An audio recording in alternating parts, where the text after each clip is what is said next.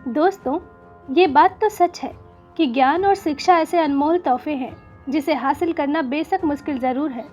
लेकिन अगर आप कठिन परिश्रम करना जानते हैं और चाहते हैं कि आपके पास भी वो सब कुछ हो जो हर सफल इंसान के पास है, जैसे कि बंगला, गाड़ी, पैसा और सबसे ज़रूरी इज्जत, तो आपको इन्हें पाने के लिए शिक्षा और ज्ञान को हासिल करना बहुत ज़रूरी है। इसलिए आज हम आपके लिए एक ऐसी कहानी लेकर आए हैं जिससे आपको शिक्षा और ज्ञान का महत्व समझ में आएगा। एक बार की बात है, एक राजा अपने सिपाहियों के साथ जंगल में शिकार के लिए गया, लेकिन अचानक बारिश का मौसम होने की वजह से आकाश में अंधेरा छाने लग गया। राजा अपने महल से भटक गया और सिपाहियों से अलग हो गया। भूख, प्यास और थकावट की वजह से उस राजा की हालत बहुत बुरी हो गई। राजा बहुत परेशान हो गया। लेकिन कुछ वक्त बाद राजा को 3 बच्चे दिखाई दिए। तीनों बच्चे काफ़ी अच्छे दोस्त लग रहे थे।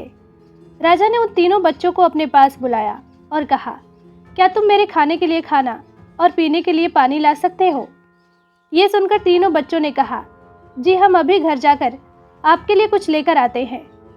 ये कहकर तीनों बच्चे अपने गांव की तरफ भागे और अपने अपने घर से राजा के खाने के लिए काफ़ी कुछ ले आए। राजा बच्चों के जोश और प्यार को देखकर बहुत खुश हुए और तीनों बच्चों से एक सवाल पूछा, बच्चों, मुझे आज तुम तीनों से मिलकर बहुत खुशी हुई है।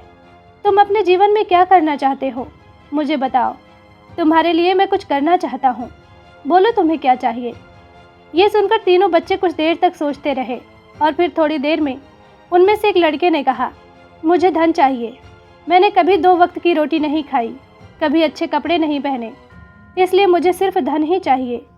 राजा ने कहा, ठीक है, मैं तुम्हें इतना धन दूंगा कि तुम हमेशा खुश रहोगे। ये सब सुनकर बच्चे की खुशी का ठिकाना नहीं रहा। अब दूसरे बच्चे की बारी थी, तो राजा ने दूसरे बच्चे से पूछा, अब तुम बताओ, तुम्हें क्या चाहिए? दूसरे बच्चे ने कहा, मैं चाहता हूँ कि मुझे एक बड़ा सा बंगला और घोड़ा मिल जाए, क्योंकि मेरा घर काफ़ी छोटा है और बहुत बुरी हालत में है। ये सुनकर राजा ने कहा, ठीक है, मैं तुम्हें बंगला और घोड़ा दूंगा।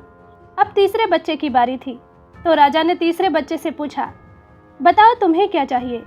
तीसरे बच्चे ने कहा, मुझे ना धन चाहिए और ना ही बंगला। मुझे आप ऐसा आशीर्वाद दीजिए कि मैं विद्वान बन जाऊं और शिक्षा पूरी होने के बाद अपने देश की सेवा करने लायक बन जाऊं।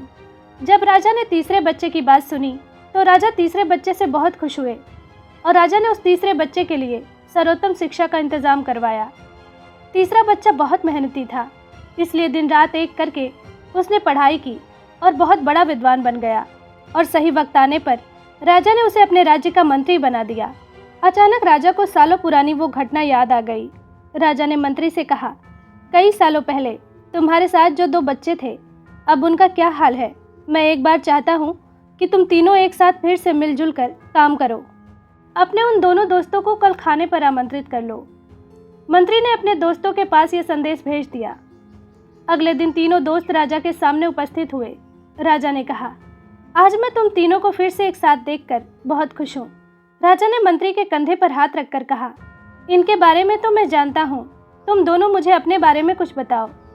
ये सुनकर जिस लड़के ने धन मांगा था, उस लड़के ने कहा, महाराज, मैं तो बहुत परेशान हूँ। आपने जितना धन मुझे दिया था, उतना धन पाकर मैं बहुत आलसी हो गया और मैंने बहुत सी बेकार की चीज़ों में अपने धन को बर्बाद कर दिया और मेरा बहुत सारा धन चोरी भी हो गया। इसलिए आज मैं उसी हालत में हूँ जिसमें आपने मुझे पहले देखा था। यह सुनकर राजा ने दूसरे लड़के से पूछा, बताओ तुम कैसे हो? दूसरे लड़के ने जवाब दिया, महाराज, मेरा भी हाल कुछ ऐसा ही है। मैं तो अपने बंगले में बहुत खुशी और सुकून से रह रहा था, लेकिन कुछ वक्त पहले आई बाढ़ में मेरा सब कुछ बर्बाद हो गया। मैं फिर उसी हाल में हूँ जिसमें आपने मुझे पहले देखा था। यह सब सुनकर राजा ने कहा, अब इस बात को हमेशा याद रखना कि धन, दौलत, संपत्ति हमारे पास हमेशा नहीं रहती, लेकिन ज्ञान और शिक्षा ऐसे अनमोल खजाने हैं जो हमेशा हमारे पास रहते हैं और इसे कोई चुरा भी नहीं सकता। अगर तुम शिक्षा में विद्वान बन जाओगे तो धन और संपत्ति अपने आप ही तुम्हें मिल जाएंगे। दोस्तों, इस छोटी सी कहानी की सीख ये है कि धन पाने का लालच हर किसी को होता है। हर कोई चाहता है कि वो अच्छे घर में रहे, अच्छा खाना खाए और अच्छे कपड़े पहनकर एक सेठ की ज़िंदगी जिए। लेकिन ज्ञान और शिक्षा के बिना अगर आपको बंगला, गाड़ी, पैसा मिल भी जाए, तब भी वो आपके किसी काम का नहीं। क्योंकि तब आपको समझ ही नहीं आएगा कि इसे संभालना कैसे है।